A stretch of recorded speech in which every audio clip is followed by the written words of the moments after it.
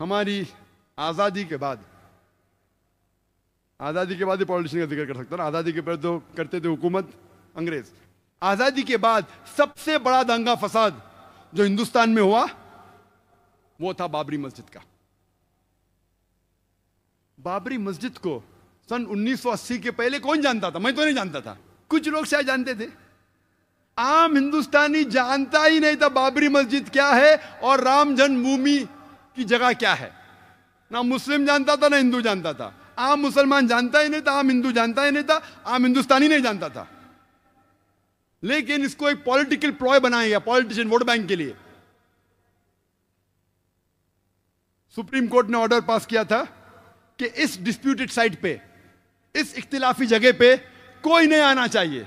उसके बावजूद 6 दिसंबर सन 1992 में 1992 में 6 दिसंबर में एक बड़ी गैदरिंग हुई उसी डिस्प्यूटेड साइट के ऊपर, बाबरी मस्जिद राम जन्मभूमि इश्यू की जगह पे। ऑर्डर था सुप्रीम कोर्ट का, सबसे हाईएस्ट अथॉरिटी इस मुल्क की, नो गैदरिंग। तो भी गैदरिंग हुई। कौन गैदरिंग किया? Opposite party of politicians in the opposite party. हुकूमत चाहती थी तो रोक सकती थी, आसानी है, पुलिस उसके पास है, हथियार था, आसानी, लेकिन नहीं रोका। क्यों नहीं रोका? ऑपोजिशन ने गैदरिंग की वोट बैंक के लिए, क्या मुझे वोट मिलेगा। पॉलिटिशियन जो पावर में थे, अगर मैं इनको रोकूंगा तो मेरा वोट बैंक जाएगा, तो जाने दिया, आन दो, नो प्रॉब्लम, आ जाओ, पीछे के रास्ते से आओ। लेकिन टेलीविजन पे दिख रहा था सुप्रीम कोर्ट का ऑर्डर, नो गैदरिंग। उसके बाद क्या होता है? हजारों की तादाद में, 10,000 से ज्यादा, हजारों, tens of thousands of people, lakhs of people, लाखों लोग इकट्ठा हुए सब जगह से, त्रिशूल लेके बाबरी मस्जिद को शहीद करते। कोई भी अक्लमंद इंसान क्या त्रिशूल और तलवार से बाबरी मस्जिद नीचे आ सकती है? सैकड़ों साल से इतनी मजबूत इमारत आ सकती है? बोलते स्पॉन्टेनियस रिएक्शन था, प्लानिंग नहीं थी।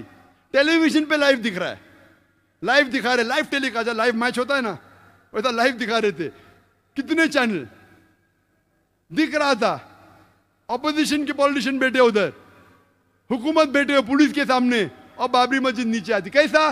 बाय डायनामाइट, दिख रहा है। और बोलते का स्पॉन्टेनियस रिएक्शन था। क्या स्पॉन्टेनियस? प्लानिंग थी। बम के जरिए बाबरी मस्जिद को शहीद किया जाता है। मुझे लगता है कि जॉर्ज बुश ने ये बाबरी मस्जिद डिमोलिशन को देख के उसको आइडिया आया होगा कि 9/11 न्यूयॉर्क ट्विन टावर को बम से गिराओ।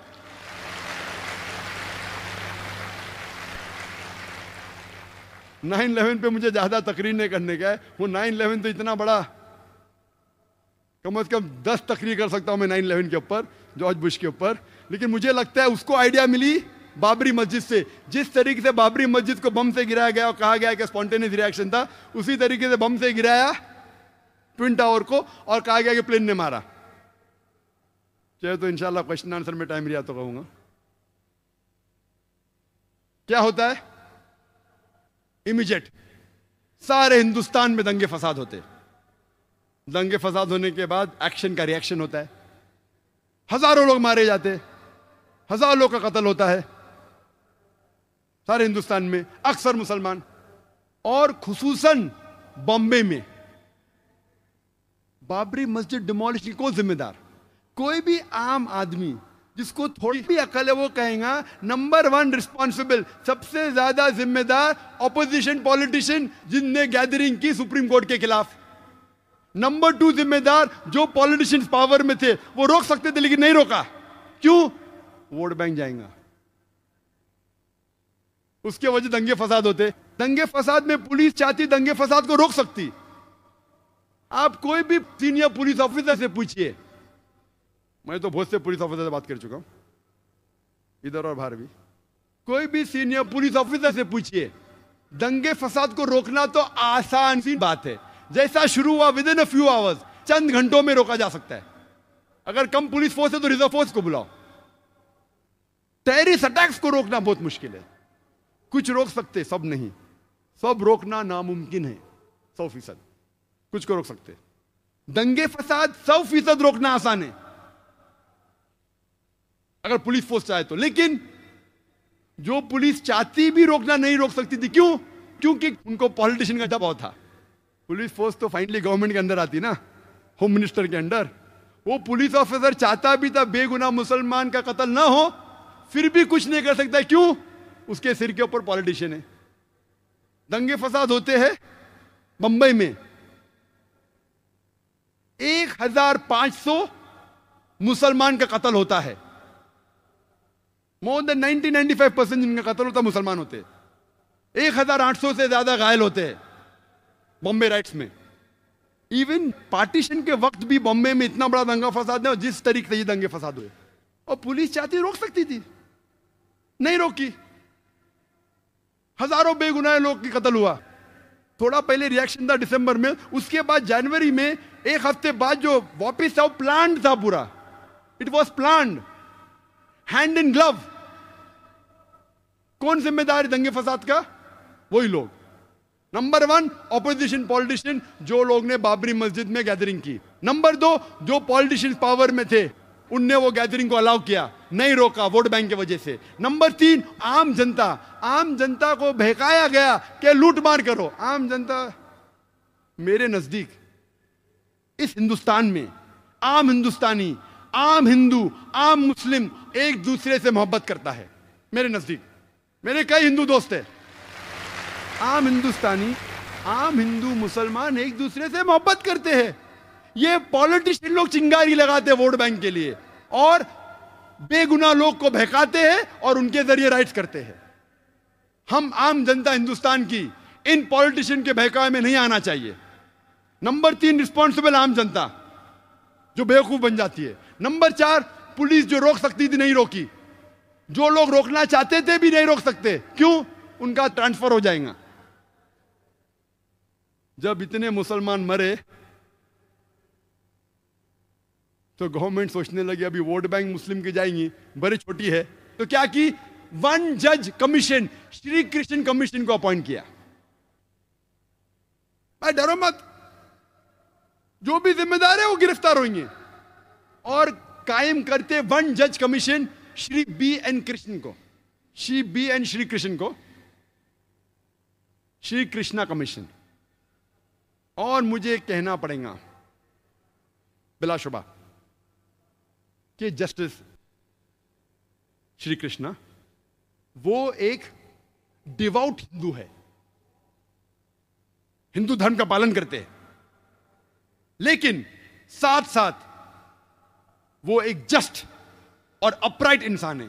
साथ साथ वो एक ईमानदार और अदल के इंसान है, नागरिक है। हमें गर्व है उसके ऊपर। जस्टिस श्री कृष्णा अकेला 1 मैन कमीशन, वो क्या करता है? वो तहकीक करने लगता है कि जिम्मेदार कौन है। रिपोर्ट बनाते 2 वॉल्यूम में। पहले वॉल्यूम में कहां कहां हमले हुए, क्यों हुए, क्या। दूसरे वॉल्यूम में कौन कौन जिम्मेदार थे।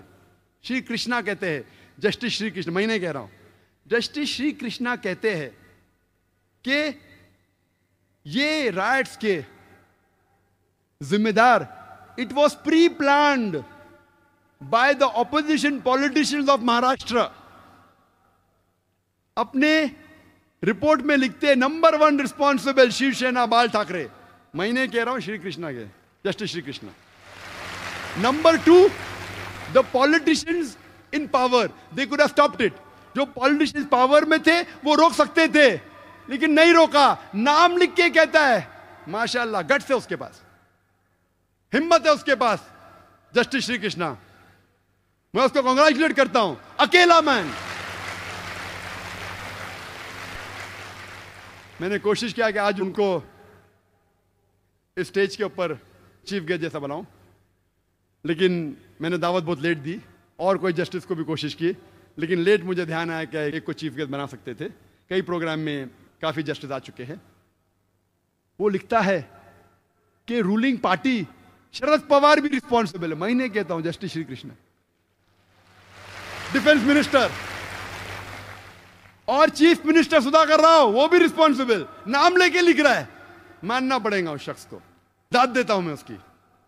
अल्हम्दुलिल्लाह सुम्मा अल्हम्दुलिल्लाह, अल्लाह उसकी हिफाजत करे, गट से उसमें।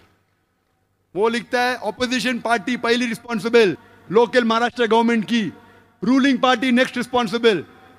उसके बाद police force which was hand in glove responsible. नाम ले रहा है पुलिस ऑफिसर का,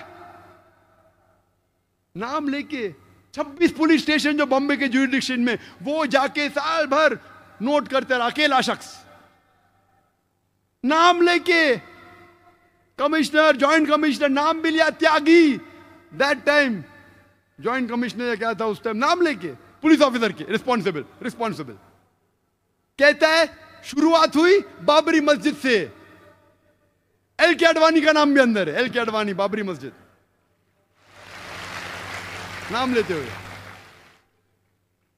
मैं तहकीक किया लेकिन फिर पता चला ये शख्स जस्टिस BN श्री कृष्णा, हिम्मत है उसमें नाम लेते हुए।